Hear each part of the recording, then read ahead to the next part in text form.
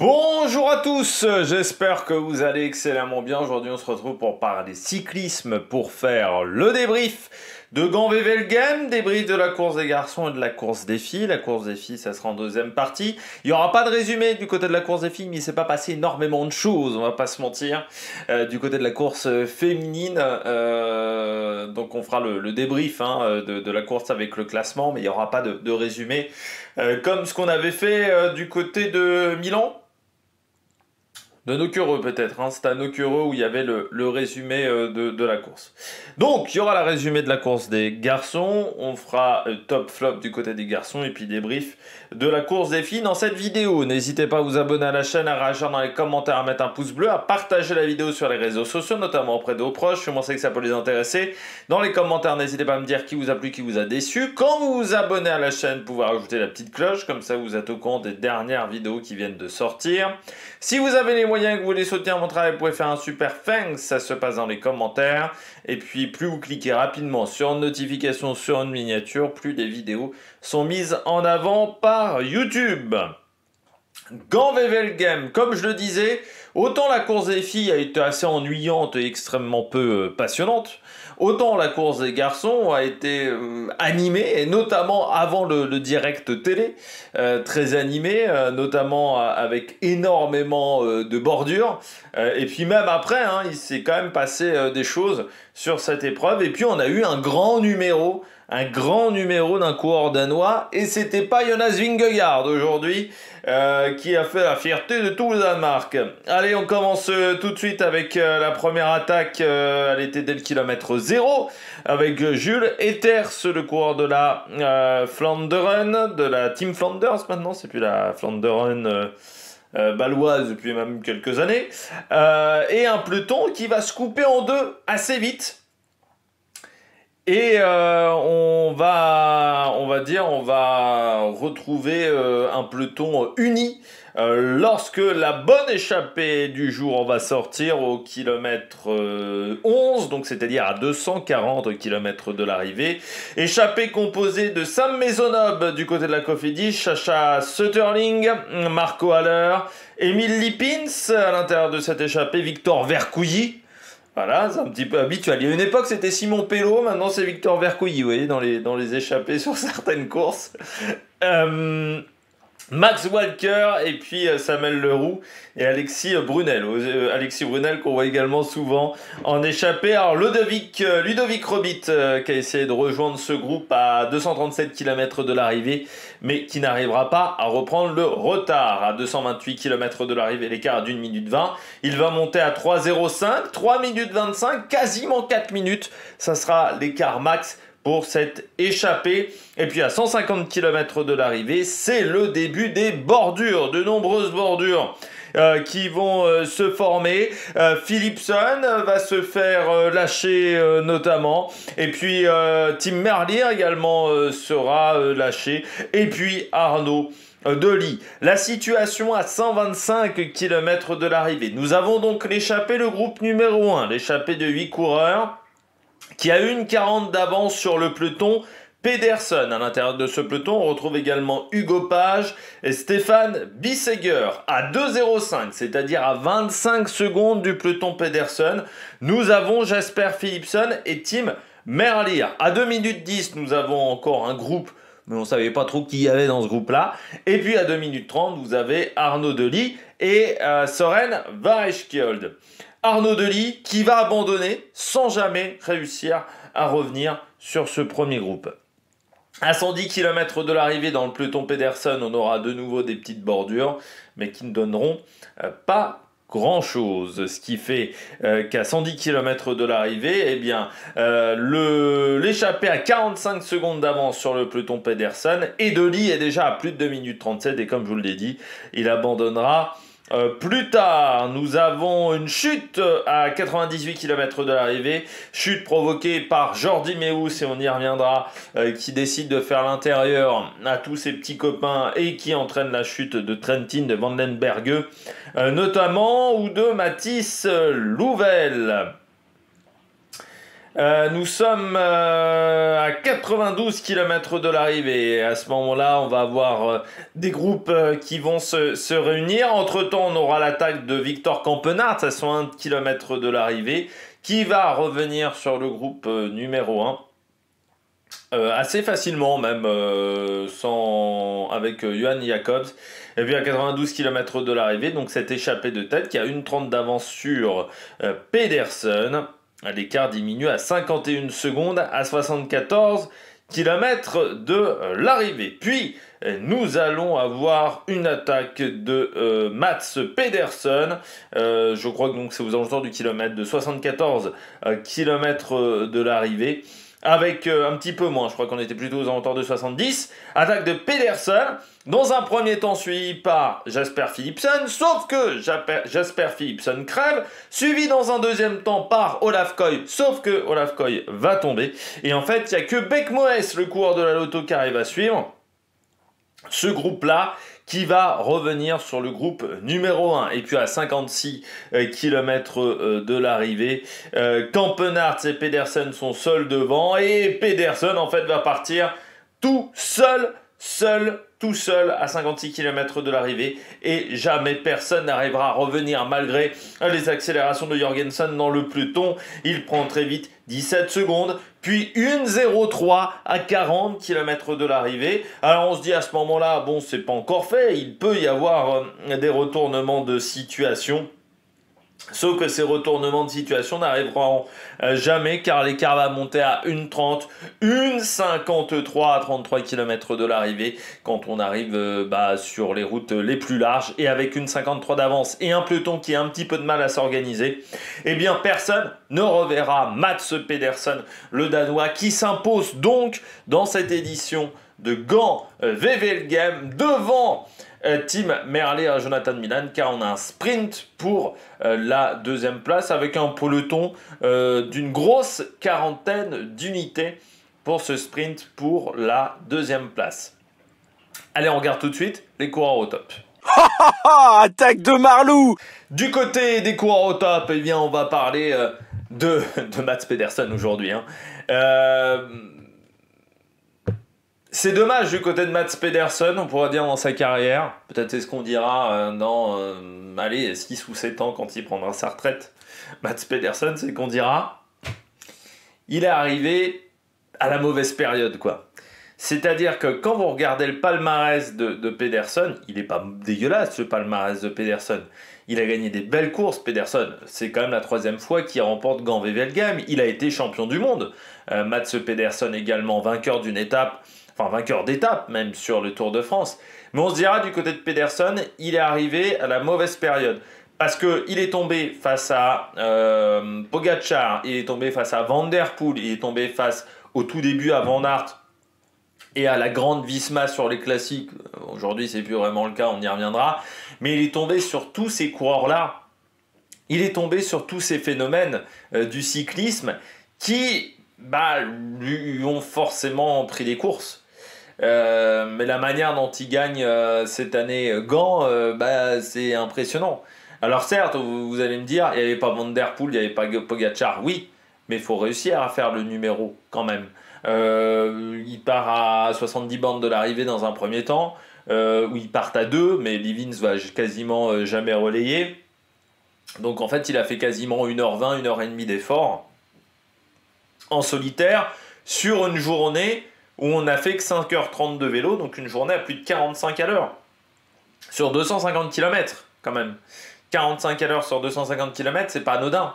C'est ce qui a peut-être provoqué la chute d'Olaf Koy, peut-être un manque de lucidité même à ce moment-là. Mais c'est impressionnant. C'est impressionnant quand même la manière dont il a construit sa victoire aujourd'hui. Il a fait un numéro, Mats Pedersen. L'an dernier, il suit les attaques de Van Der Poel. Là, il ne pouvait pas se contenter de ça. Et vous saviez que j'étais pas très confiant sur ses chances de victoire hier, lorsque j'ai fait la présentation de la course, où je vous ai dit, Pedersen, s'il veut gagner, j'avais mis quand même plus Pedersen que Milan, mais j'avais dit, si Pedersen veut gagner, il va falloir qu'il arrive à sortir seul, parce qu'au sprint, il n'y avait pas de possibilité de gagner. Déjà parce qu'il avait Milan dans son équipe, mais aussi parce que, en gros, aujourd'hui, il a régressé en sprint, Pedersen. Mais ce qu'il a gagné en montagne, il l'a perdu du côté des sprints, Pedersen. Et je me dis même que vu le numéro qu'il a fait à Paris-Nice, l'Amstel, alors c'est dommage parce que désormais l'Amstel va avoir un passage au Coburg dans le dernier tour, donc je pense qu'on va revenir à une classique qui va ressembler beaucoup plus à Liège dans la manière de faire, mais avec l'ancien format de l'Amstel, peut-être qu'on y reviendra l'an prochain, je pense ça aurait été un sacré concurrent.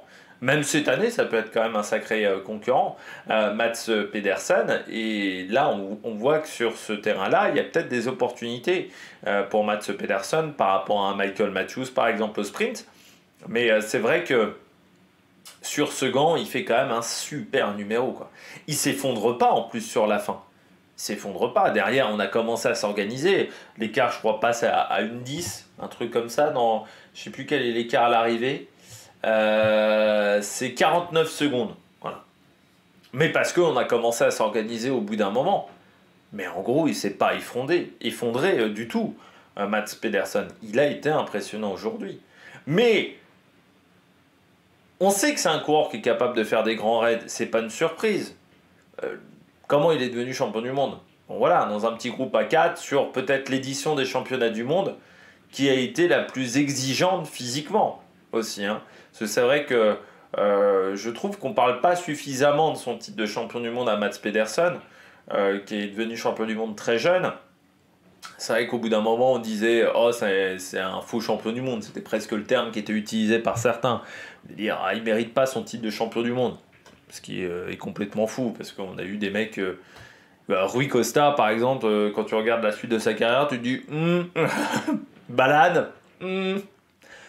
Pedersen n'a quand même pas la même carrière que ces deux-là.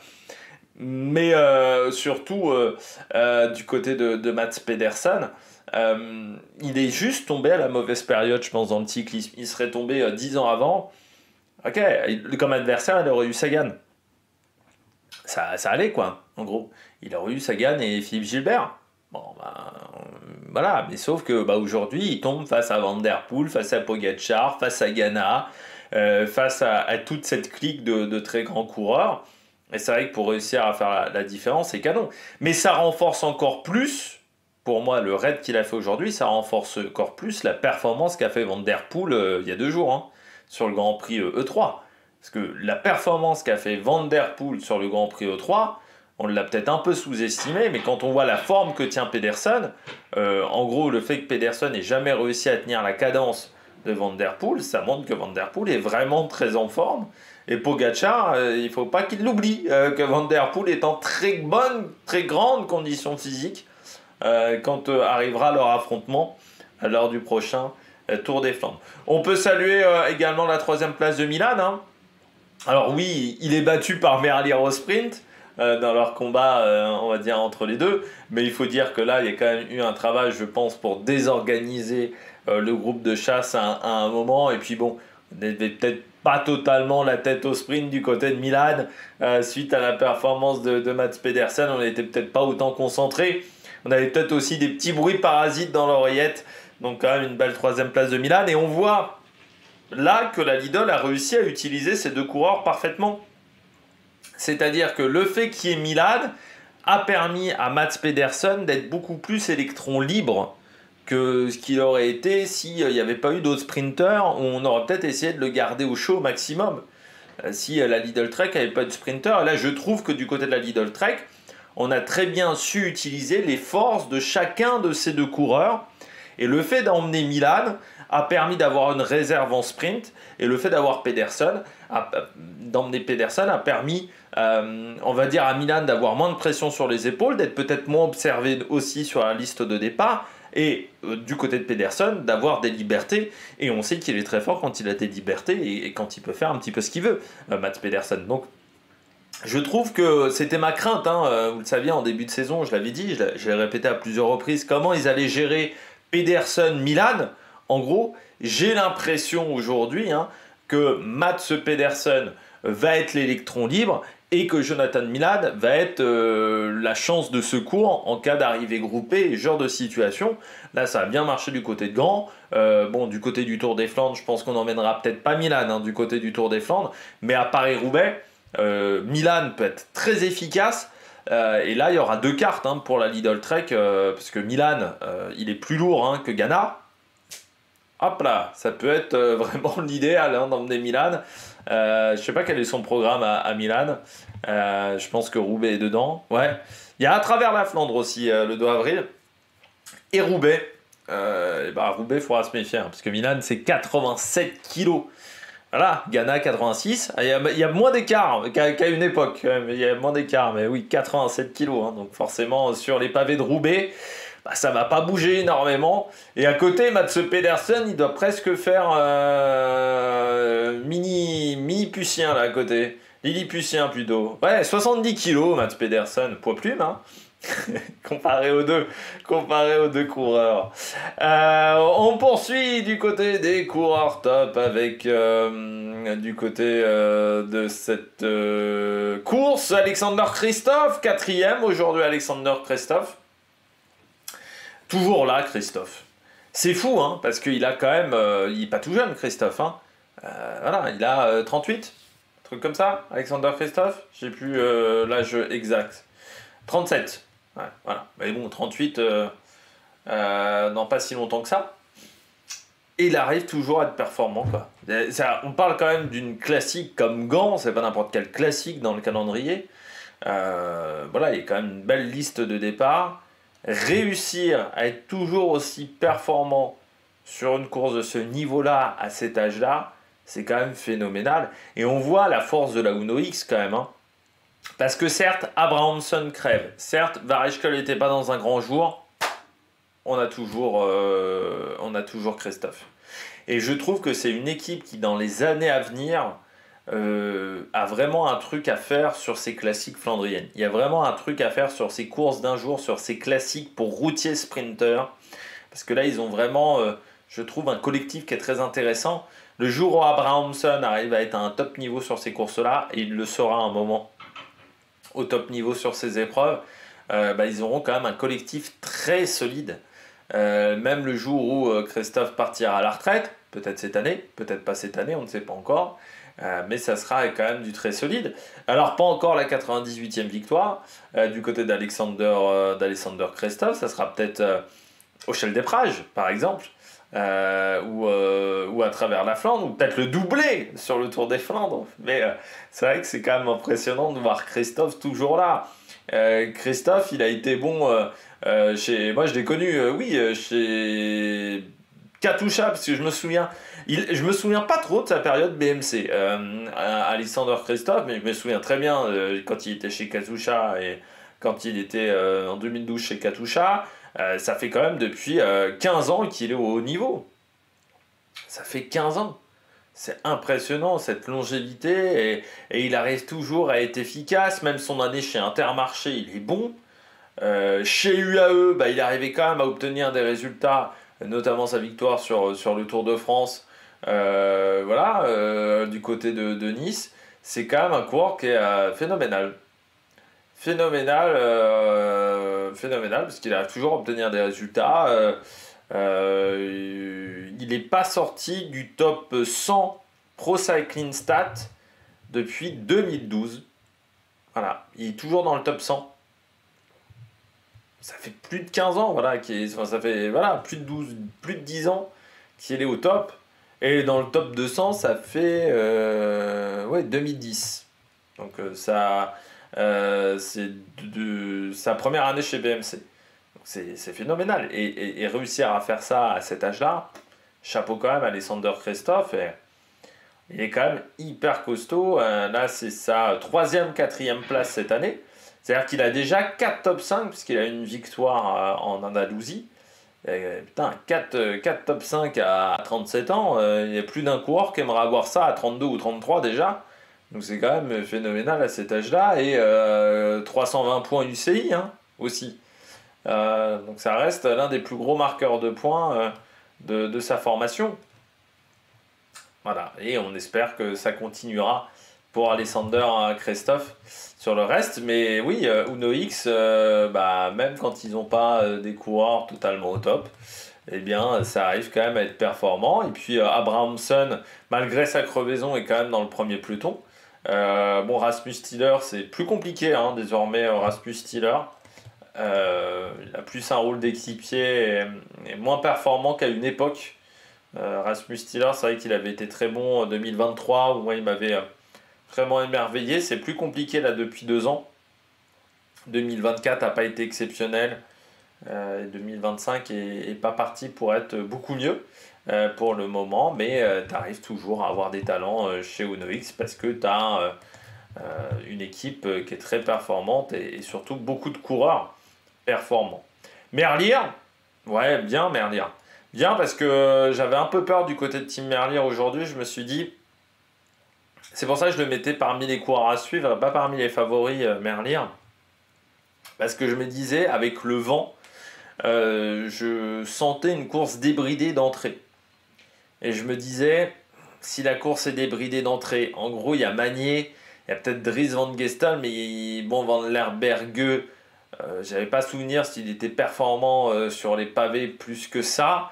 Donc je me disais, ça va peut-être être un petit peu léger autour de Tim Merlier.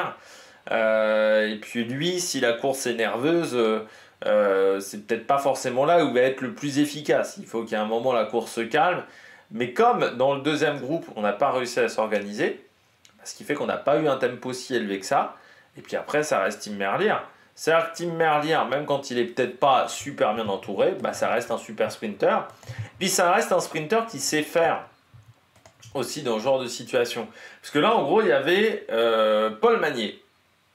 Voilà, il y avait Paul Magnier, il y avait peut-être également Lampert et Van der Berge qui finissent à une 0,3, mais il n'y avait pas grand monde autour de Tim Merlier.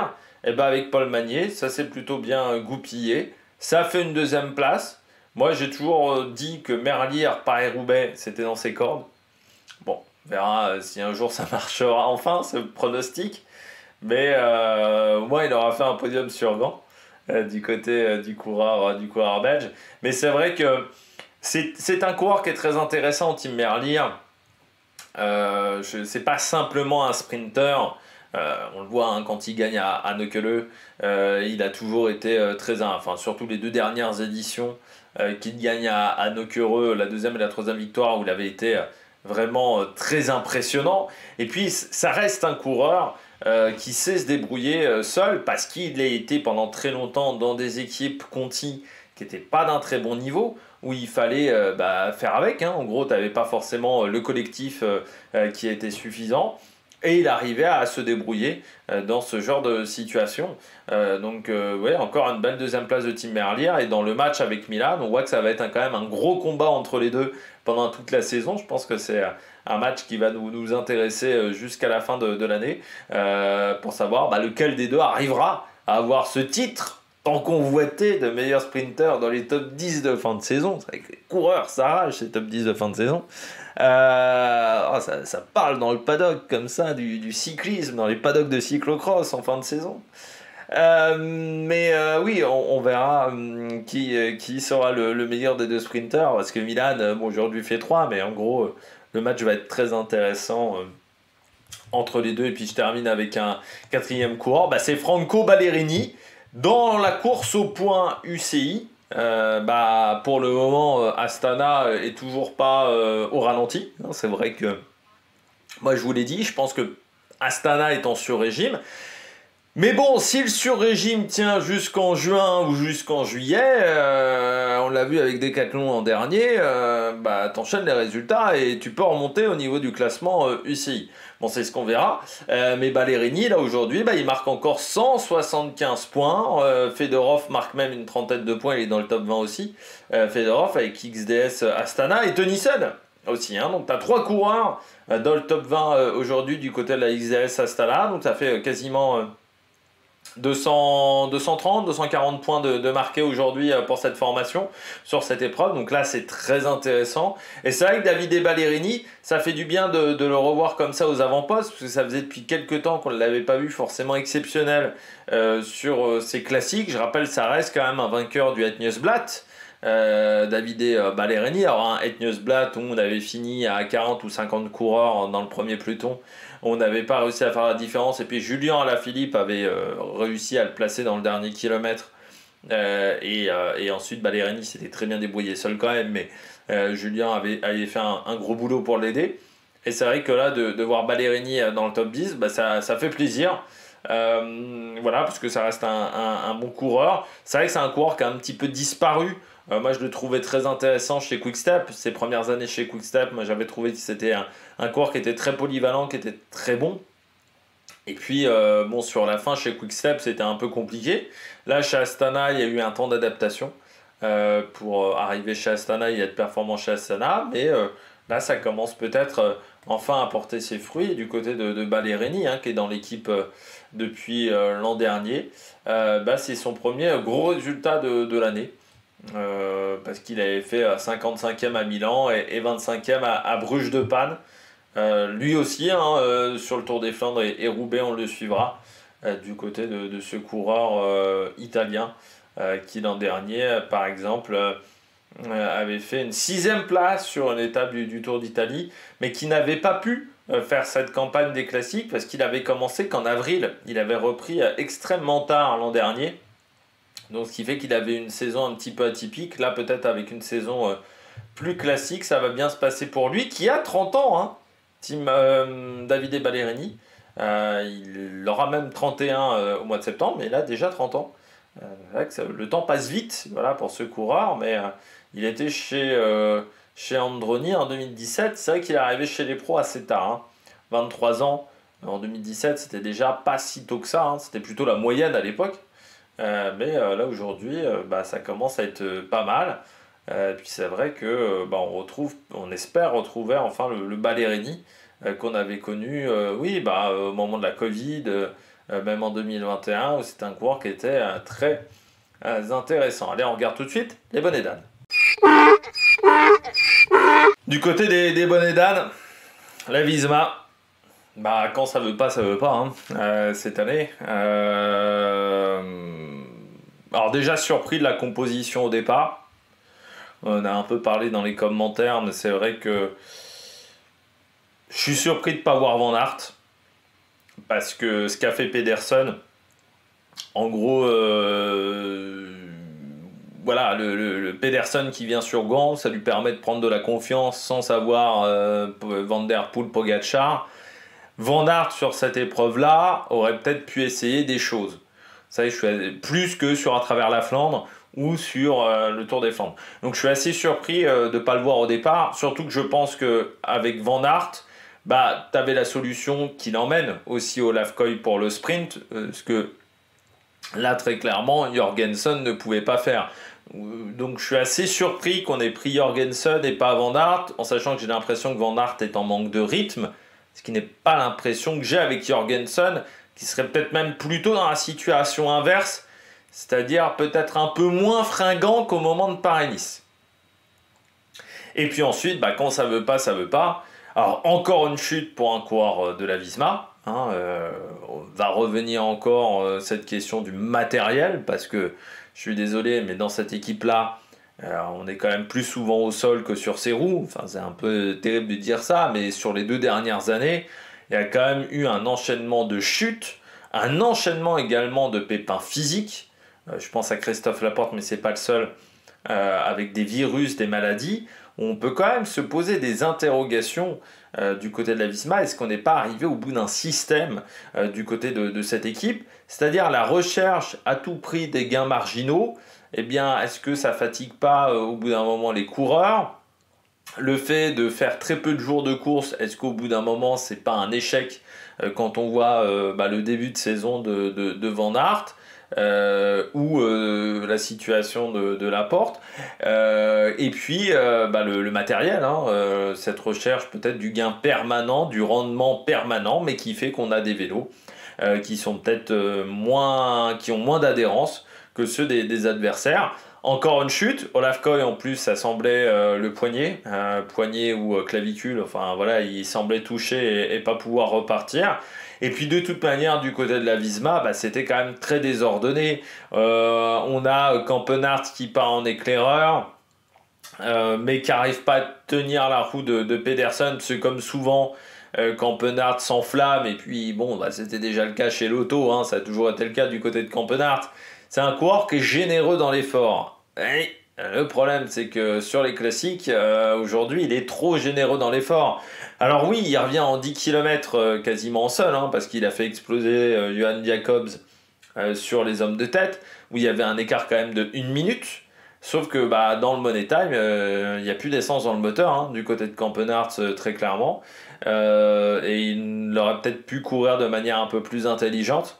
Peut-être plus travailler pour Jorgensen et placer Jorgensen. Et puis Jorgensen, bah, oui, j'ai l'impression qu'il n'a pas les cannes qu'il avait à Paris-Nice, que c'est un peu moins bien en ce moment du côté de Jorgensen. Et que de toute manière, Jorgensen seul sur gant ne pouvait pas faire la différence. Donc c'est ça qui était assez compliqué. Et dommage pour Olaf Koy parce que bah oui, avec Philipsen, c'était les deux qui arrivaient à suivre. Philipsen aussi, hein, j'ai pas vu combien il a fini Philipsen. Parce qu'il a crevé, puis ensuite il a dû changer de vélo. Jasper Philipsen, oui, il n'est pas dans le sprint, donc il n'a pas dû finir. Il fait 44 Philipsen. Donc je pense que oui, il a essayé de sprinter, mais ça n'a pas été une réussite totale. Et du côté de la Visma Lease Bike, bah, ça reste une nouvelle classique difficile. Et c'est une campagne bah, où ils sont un peu invisibles hein, sur cette campagne. Tige Bennett fait 19, Jorgensen 30, Campenart 41. Maclay et Koy abandonnent. Parce que Maclay aurait pu être sprinter de rechange, ça n'a pas été le cas. Et oui, tu traverses cette campagne des classiques quand même, un peu comme l'homme invisible. Et l'année 2025 de la Visma est pas bien meilleure que l'année 2024. On est un petit peu sur le même rendement. Et puis, voire même pire, parce que, en gros, pour le moment, tu as Jorgensen, Vingegaard et Olaf Koy. Tu as ces trois coureurs-là qui arrivent à performer. Matthew Brennan également. Mais le reste, c'est très pauvre. C'est très très pauvre. Au niveau point UCI, au niveau palmarès. Donc c'est un petit peu inquiétant du côté de cette équipe. Et encore une fois, la question que je me pose du côté de la Visma, c'est est-ce qu'on n'est pas arrivé au bout d'un système où le système Visma, qui a peut-être été la référence pendant 2 ou 3 ans, n'est peut-être plus le système référence. Le fait de très peu courir, le fait de gérer des calendriers quasiment 5 mois à l'avance, c'est peut-être plus la bonne solution. Le fait de laisser également assez peu de liberté aux coureurs. Parce que pendant très longtemps chez Visma, tu n'avais pas de liberté. Tu n'avais pas de liberté par rapport à ton calendrier, mais tu n'avais pas beaucoup de liberté sur grand-chose. Est-ce qu'on n'est pas arrivé au bout de ce système Visma? C'est la question qu'on peut se poser. Parce que là, le début de saison quand même de l'équipe est loin d'être exceptionnel. On rivalise absolument pas avec UAE. Mais je dirais qu'on a même du mal à rivaliser avec des équipes comme Quick-Step, comme Lidl Trek, par exemple. Donc c'est là où je suis un petit peu inquiet. Parce que par exemple, là, ils n'ont pas été Enfin, ça n'a pas été fantastique.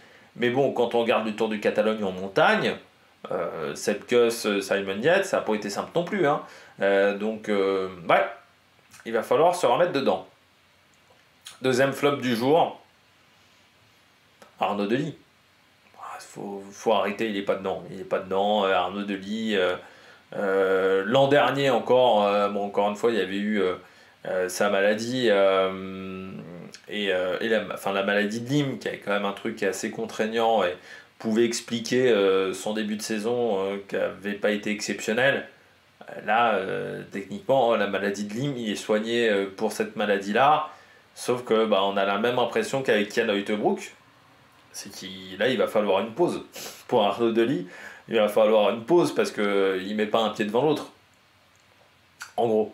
Ça fait depuis le début de saison où c'est extrêmement compliqué. Là, il bâche à 100 bornes de l'arrivée, mais bon, j'ai envie de dire qu'il est dans le dernier groupe de bordure. Donc, pour un coureur comme Arnaud Delis, c'est un échec.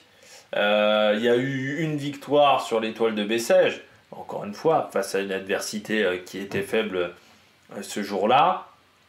Sur le Tour de l'Algarve, il y a une 3e place à Tavira et 4e de la Classica des Almeria.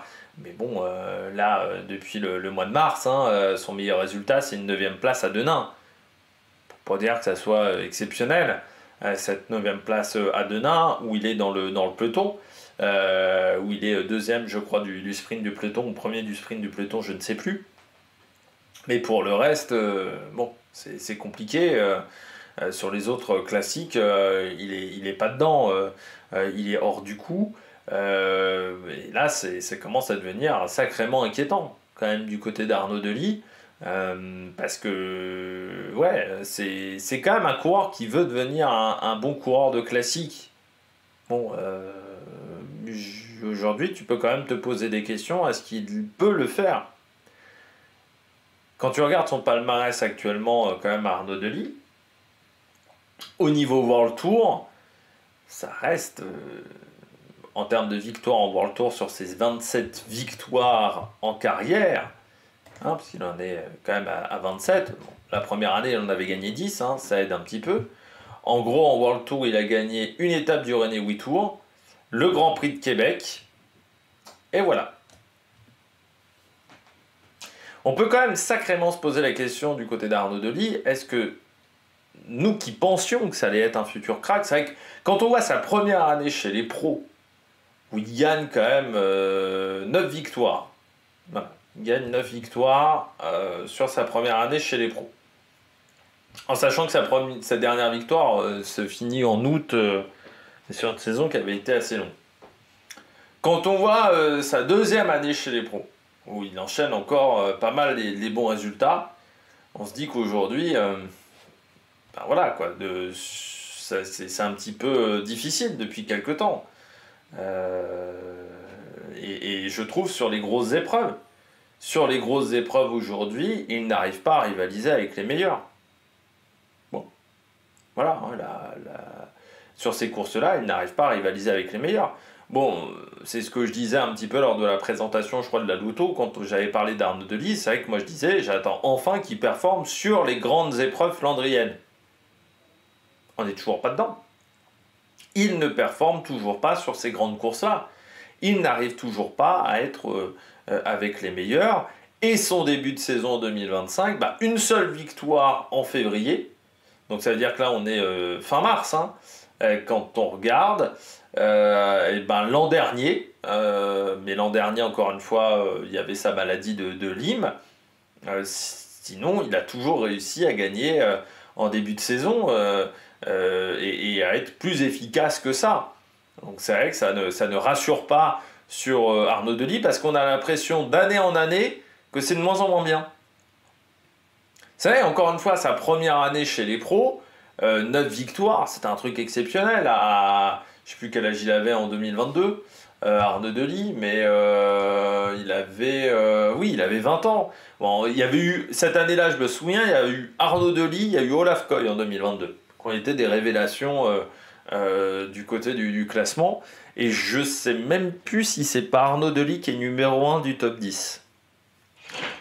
Du top 10 de fin de saison 2022 face à Olaf Koy.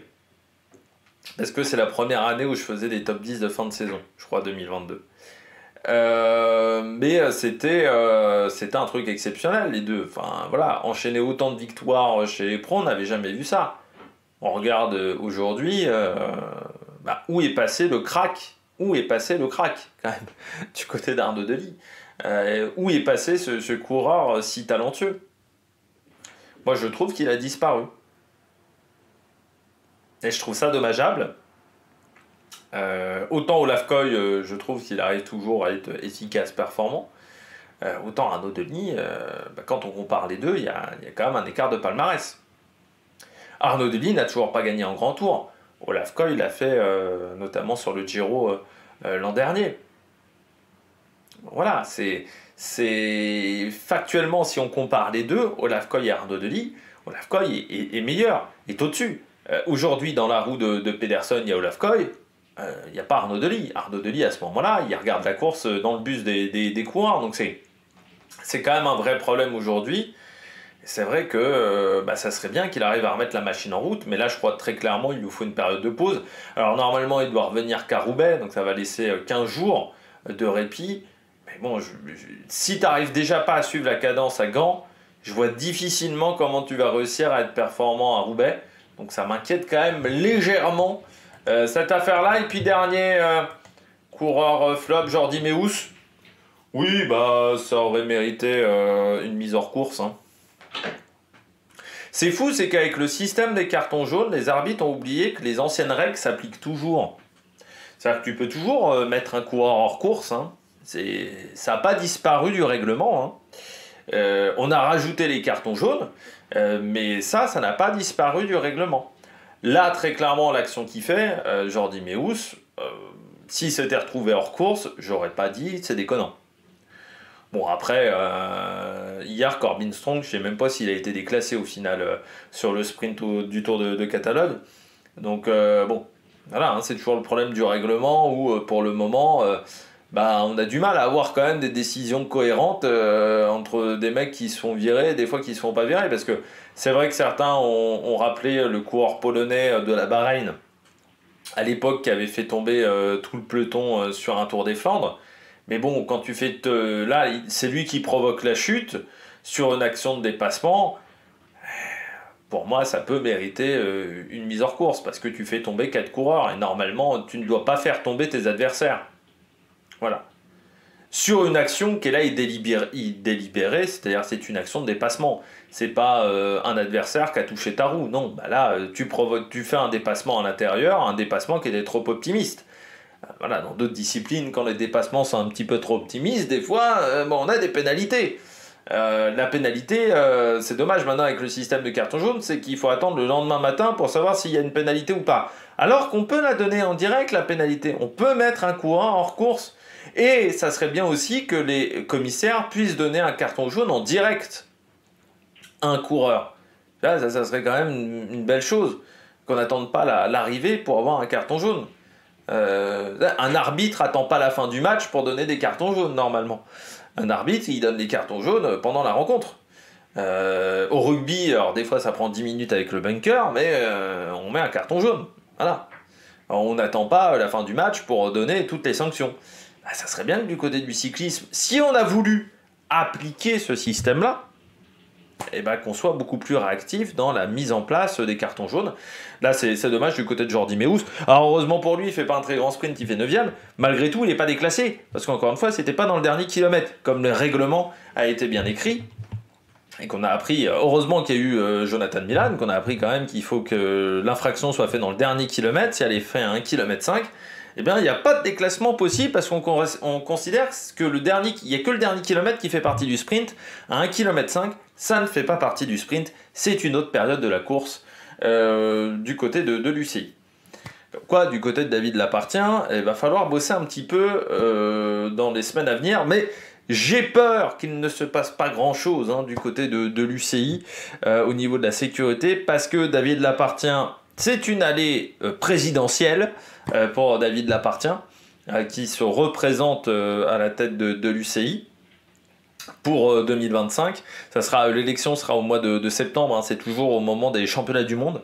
Normalement l'élection, donc ça sera je pense pendant les championnats du monde au Rwanda, s'ils ont toujours lieu au Rwanda à ce moment là, et du côté de David Lappartient on verra la situation. Faut savoir quand même qu'il doit un peu avoir peur, David Lappartient, parce qu'il ne se représente pas au comité national olympique et sportif français. L'un de ses autres rôles, il a décidé de laisser sa place, parce qu'il avait remplacé Brigitte Henriques, qui avait été impliquée dans des affaires judiciaires. Brigitte Henriques, je crois, avec notamment des affaires de taxi, du côté de frais de taxi, voilà, du côté de David Lappartient, s'il était sûr de lui, il se représenterait ou deux. C'est-à-dire qu'il ne doit pas être sûr totalement de son fait, et moi, si j'étais à l'UCI, et je pouvais être candidat, ce qui n'est pas le cas, pas le cas, c'est-à-dire que, comment te dire, que si je me présente à l'UCI, je vais faire le même score que David Lappartient. Je sais même pas comment on se fait pour être président de l'UCI. Je pense qu'il faut déjà avoir été commissaire, et voilà, il faut déjà avoir un minimum de statut du côté du CI, mais aujourd'hui je me dis qu'il y aurait peut-être un intérêt à y aller, parce que vu son score à la présidence du CIO, hein, avec, je vous rappelle, 4 voix seulement contre 97 à son adversaire, et pourtant il a fait des voyages dans des lieux controversés, David Lappartient, je me dis, du côté de ses adversaires, il y a des places à prendre, hein, y a des possibilités pour faire un résultat dans ce genre de situation, mais on verra. Du côté de cette place, du côté de l'UCI. Allez, on regarde tout de suite la course des dames. On regarde la course des dames, alors une course des dames qui, c'est vrai, par rapport à la course des messieurs, a été beaucoup moins passionnante, avec une course qui a mis beaucoup de temps avant de se décanter, et qui sur la fin qui était un peu sur un faux rythme. C'est vrai que quand on regarde les 60, moi j'ai regardé les 70 derniers kilomètres, parce que en gros j'ai mis les deux courses en parallèle, hein. C'est vrai que quand on regarde la course féminine, on se dit c'était pas très passionnant, c'est un peu ennuyé ferme, et notamment dans les 30 derniers kilomètres, parce que là, contrairement aux garçons où Pedersen avait déjà à ce moment-là quasiment 2 minutes d'avance, et où on savait qu'avec 2 minutes d'avance, ça allait être quand même dur d'aller le récupérer, surtout avec du vent de dos, autant chez les filles, les écarts étaient minimes. Donc on se disait, Kopecky va peut-être rouler. Et puis à un moment, je me suis dit, oh, la Lidl va peut-être rouler. Et puis à la fin, en fait, personne n'a jamais roulé. Et on s'est retrouvé avec un peloton, je sais pas, de 100 unités, 120 unités pour le sprint à l'arrivée. Alors, que Vibus et Kopecky, au départ, on roulait, après ne roule pas. C'est normal, Vibus, c'est quasiment la meilleure sprinteuse du monde. Par contre, du côté de la Lidl Trek, si tu roulais pas, tu faisais 2. Hein. Donc, il y aurait peut-être pu avoir une idée derrière la tête de se dire, tiens, on tente de rouler, on tente de mettre de rythme pour essayer de faire mieux que deuxième, essayer de fatiguer des concurrentes, ou essayer de faire des attaques, ou tenter des trucs. Or, la Lidl Trek n'a absolument rien tenté. Mais vraiment, absolument rien tenté. Que ça soit quand vous avez le groupe derrière qui revient quand elles sont à une quinzaine de concurrentes, mais même quand elles sont à une trentaine de concurrentes, là elles sont 4 à ce moment-là, 4 ou 5 face à la plupart des équipes où il y a 2 représentantes, elles n'ont absolument rien tenté, elles n'ont absolument mis aucun rythme dans le final, et à la fin on se retrouve à avoir un peloton géant, un sprint massif, et la Lidl Trek fait 2. Et encore, ils ont eu du cul qu'il n'y a pas une autre fille qui a réussi à leur passer devant. Mais oui, c'est un échec pour moi du côté de la stratégie de la Lidl aujourd'hui a été un échec, puisque mettre autant d'énergie pour décanter la course pour qu'à la fin, on attende que tout le monde revienne de l'arrière, je comprends pas vraiment l'idée, je comprends pas vraiment le principe. Parce que la Lidl Trek a énormément roulé, notamment dans les secteurs pavés, notamment dans les secteurs pavés, ça a été un petit peu un petit peu les animateurs de la journée, pour à la fin, dans les 30 derniers kilomètres, tu mets plus un coup de pédale et t'attends que tout le monde revienne de l'arrière. C'est quand même assez formidable du côté de cette formation, où j'ai pas vraiment compris leur stratégie. Bon, Vibes vainqueur, on a eu un sprint, hein. Et qui dit sprint massif dit que Vibus est quasiment imbattable. Surtout cette année où elle est quand même elle est vraiment en très grande condition. Pourquoi ? Parce qu'elle a progressé en boss. Déjà l'an dernier, elle avait progressé en boss, mais comme elle n'était pas forcément en super bonne condition physique, et surtout je pense qu'elle avait progressé en boss, mais ses progrès en boss l'avaient fait régresser en sprint. Là, je trouve qu'elle a retrouvé ses jambes du sprint d'il y a 2 ans, et elle a toujours ses progrès en boss qu'elle avait pris de l'an dernier. Donc ça fait qu'elle est très difficilement battable. En plus, la relation avec Kopecky fonctionne à merveille, il faut le dire, parce que Kopecky sait que lorsqu'il y a des terrains qui lui conviennent mieux, Vibus sera à son service et inversement. Donc il y a un vrai échange entre les deux, et je pense que ça s'entend bien. Voilà, le groupe vit bien du côté de la SD Works. Et puis en plus, elle sait Kopecky que sur les classiques ardennaises, il y aura plus Vollering dans les pattes. Donc c'est quand même un peu plus facile quand vous n'avez pas d'Amy Vollering dans les pattes. Mais c'est vrai que là, tu laisses Vibus comme ça. C'est Kopecky qui emmène. Bon, en gros, c'est quasiment impossible d'aller la chercher, quoi. Il aurait fallu mettre un peu plus d'énergie du côté de la Lidl Trek, du côté d'autres formations pour venir les menacer. Et là, on les a laissés dérouler leur partition. Et quand on laisse dérouler la partition à l'heure et la vivesse, autant vous dire qu'il n'y a pas grand chose à faire pour aller la battre. Deuxième, Balsamo. Elle a de la chance, c'est que Charlotte Cole ait fait son sprint complètement excentré et qu'elle est obligée de contourner 2-3 concurrents de Charlotte Cole. Parce que sinon, je pense que ça faisait peut-être pas du côté de Balsamo. Pour moi, Lidl aura des regrets parce que le fait qu'ils aient absolument pas mis un coup de pédale dans les 30 derniers kilomètres, je trouve ça très curieux en termes de stratégie. Je pense qu'il y a eu des petits ratés du côté de la formation italo-américaine. Qui est plus italo-américaine, qui est allemando-américaine, à Lidl Trek, on va dire. Germano-américaine plutôt. Mais du côté de Balsamo, là elle court aujourd'hui pour faire 2, je suis désolé, mais dans sa manière de courir, elle court pour faire 2. Alors oui, elle est en difficulté dans le Mont Kemmel. Il y a un passage du Mont Kemmel où elle est vraiment à l'arrache. En gros, le dernier passage du Mont Kemmel, mais en gros, tu cours pour faire 2, quoi. Bon, ça veut dire qu'il faut travailler différemment, il faut tenter les choses différemment. Mais encore une fois, comme je dis assez souvent, parfois il faut prendre le risque de tout perdre pour gagner. Et là, du côté de la Lidl Trek, on n'a pas pris ce risque-là. On n'a pas essayé avec d'autres filles, on a même fait attendre Anna Anderson à un moment pour faire revenir Balsamo. Sauf que Balsamo au sprint face à Vibus, elle ne la bat pas. Aujourd'hui, c'est trop limité pour aller battre la néerlandaise. Troisième, Charlotte Cole. Alors, il manquait un peu de manœuvre du côté de Picnic parce qu'il n'y avait que Pfeiffer Gorgi. En gros, Pfeiffer Gorgi ne l'a pas trop aidé sur son sprint et sur le placement de son sprint, Charlotte Cole. Donc elle a dû un peu se débrouiller seule. Et le problème, c'est que sur le fait qu'elle se débrouille seule, Charlotte Cole, c'est qu'elle est obligée de contourner pas mal de filles. Elle est obligée de contourner pas mal de filles, Charlotte Cole. Et au bout d'un moment, forcément, tu fais du chemin. Elle fait beaucoup plus de chemin.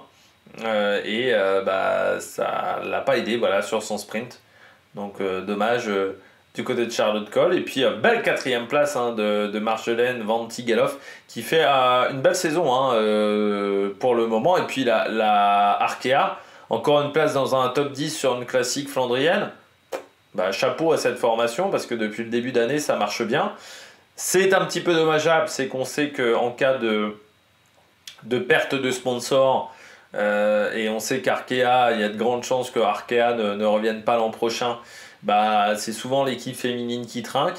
Ça serait bien dommageable parce que du côté de cette formation, pour le moment on fait des très très bonnes choses et on travaille correctement depuis un an et demi, 2 ans. C'était souvent une équipe que je critiquais au tout début, surtout en comparaison avec la Cofidis, mais là c'est fait depuis 1 an et demi, 2 ans qu'on travaille bien du côté d'Arkea BNB Hotel et les résultats sont là depuis le début de saison.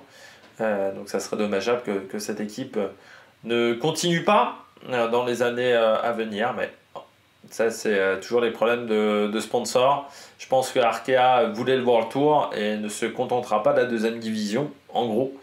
BNB Hotel n'a pas les moyens seuls de financer une équipe performante en 2e division, surtout avec une réserve et avec une équipe féminine. Donc au bout d'un moment, ça va commencer à être compliqué du côté de la formation bretonne. Chiara Consoni 5e, pas super bien emmené, Chiara Consoni. Je suis assez surpris, pour tout vous dire, qu'on n'ait pas fait sprinter Chloé Dygert, parce que pour moi, Dygert est meilleure au sprint que Consoni. Et surtout, j'ai l'impression que Consoni n'a pas eu Chloé Dygert comme poisson pilote. Ce qui là aussi est peut-être une erreur. Dygert qui a progressé en descente. Parce que la descente du Mont Kemmel, elle l'a plutôt bien réalisée. Elle qui est rarement à l'aise sur un vélo. Chloé Dygert depuis sa chute des championnats du monde d'Imola. Et bien là, c'était vraiment pas mal. La descente de Chloé Dygert, je regardais parce qu'au départ, je me disais c'est Dygert ça. Puis après, j'ai vu ah oui, c'est Dygert. Bah, surpris de sa descente. Mais contre Sony, ouais, on n'a pas du tout utilisé l'une pour faire poisson pilote de l'autre. Donc là, je trouve que c'est dommageable. La Aguilepsy, bah, sur le plat, ça a moins bien marché qu'Anokereux du côté de l'Irlandaise. Et puis Lydie Williams, Ali Wollaston. Dommage qu'elle soit tombée, parce que ça lui coûte peut-être des places dans le final. Mais la FDJ Suez qui a été quand même extrêmement discrète aujourd'hui. C'est sûr que quand il n'y a pas Vollering, il n'y a pas Juliette Labousse ou Evita Music, tout de suite l'équipe devient un petit peu moins intéressante. Et on n'a quasiment pas vu Locha de Guess aussi, hein, la néerlandaise. C'est assez surprenant. Et puis Gladys Verhulst qui prend la 2e place. Dommage parce qu'elle était bien entourée, hein, Gladys Verhulst. Il en manquait sur la fin. Et puis Ritz, la polonaise, 10e. La Cofidis, bah, c'est Valentine Fortin qui a fait le sprint. Je m'attendais à ce que ça soit plutôt Victoire Berthaud. Donc ouais, un peu déçu. Et puis ensuite, deux Auteux qui prend la 12e place avec une Serratisi qu'on a pas mal vu hein, quand même du côté de certaines équipes qui a tenté de relancer l'allure à plusieurs reprises. Ça c'est pas mal, j'ai bien aimé ce qu'a fait la Serratisi. Et puis Pattern Oster qui fait 13e.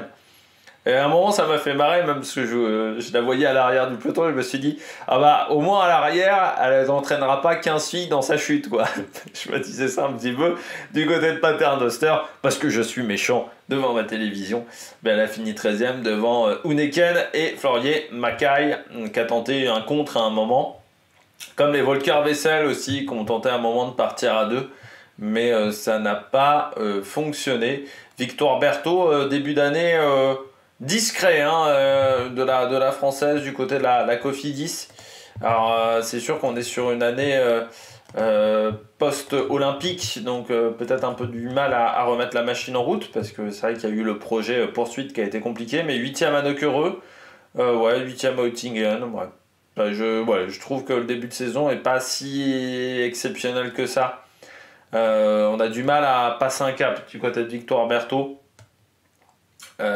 Notamment sur ces classiques, j'avais trouvé plus efficace l'an dernier. Voilà, donc petite déception pour moi du côté de la française. Et aujourd'hui, donc c'était Valentine Fortin au sprint, 11e place pour Valentine Fortin, qui a 25 ans. Hein. Valentine Fortin, parce qu'elles ont quasiment le même âge. Elle avait fait 8e à Bruges de Panne, voilà, en termes de résultats. En Autrac, il y avait aussi une Saint-Michel préférence home. Il y en avait même deux, il y avait Alissa Nawan et Lucie Fitius également dans ce premier peloton. Voilà, et puis quasiment aucune des grandes concurrentes a été lâchée, hein, parce que vous voyez qu'on se retrouve à avoir quand même un peloton de 86 filles, tellement il ne s'est pas passé grand chose, on va dire, dans le final. Et il y avait Emma Norsgaard, donc oui, il y avait quasiment 100 filles dans le peloton, sur 106 à l'arrivée, donc autant vous dire qu'il n'y a pas grand monde qui a été lâché, à part les filles qui ont abandonné aujourd'hui. Et ben voilà, je crois que nous avons fait le tour aujourd'hui de cette course Gand Wevelgem. N'hésitez pas à vous abonner à la chaîne, à réagir dans les commentaires, à mettre un pouce bleu. Tour de Catalogne, soit ce soir, soit demain, hein, selon le temps que je mets pour mettre en ligne cette vidéo-là. Et puis la route Tourangelle, ça sera demain, ça c'est sûr, ça sera lundi du côté de la route Tourangelle. Donc peut-être Tour de Catalogne et route Tourangelle lundi, ou peut-être seulement la route Tourangelle et donc la Tour de Catalogne dans la soirée, mais pas avant 22h, hein, je pense, du côté du Tour de Catalogne. Si vous voulez continuer à parler cyclisme sur la chaîne. Allez, ciao ciao sur la Mec Production.